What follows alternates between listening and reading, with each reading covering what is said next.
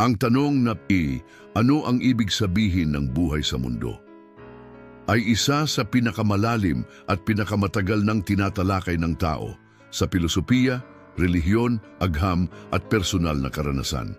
Narito ang ilang pananaw depende sa pananaw o paniniwala. Masagon nas keris. Un filosopikal na pananaw. Un eksistensyalismo.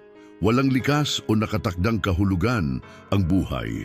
Tayo mismo ang nagbibigay kahulugan dito sa pamamagitan ng ating mga desisyon at kilos. Nihilismo. Ang buhay ay walang tunay o likas na kahulugan. Ang anumang kahulugan ay imbento lamang ng tao.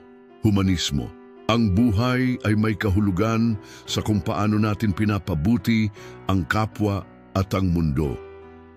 The diskursando, relihiyosong pananaw, Durs Kristiyanismo, yasayang buhay ay isang pagkakataong kilalanin ng Diyos, magmahal sa kapwa at ihanda ang sarili para sa buhay na walang hanggan. Islam.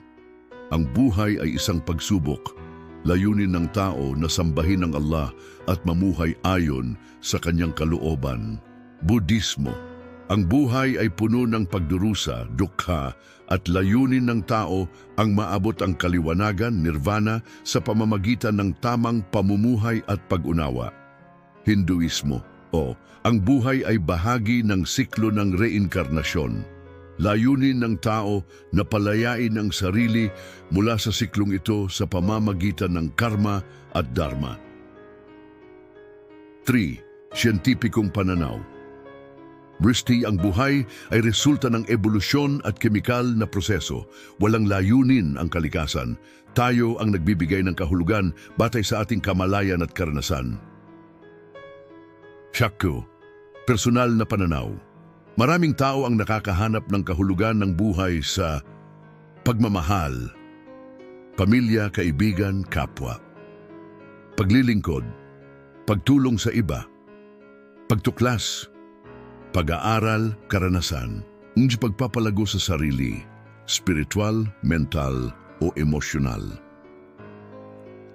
Sa madaling sabi, ang kahulugan ng buhay sa mundo ay nakadepende sa paniniwala, karanasan at pananaw ng isang tao. Maaring ito'y paglalakbay ng pag-unlad, pagmamahalan o paghahanap ng katotohanan.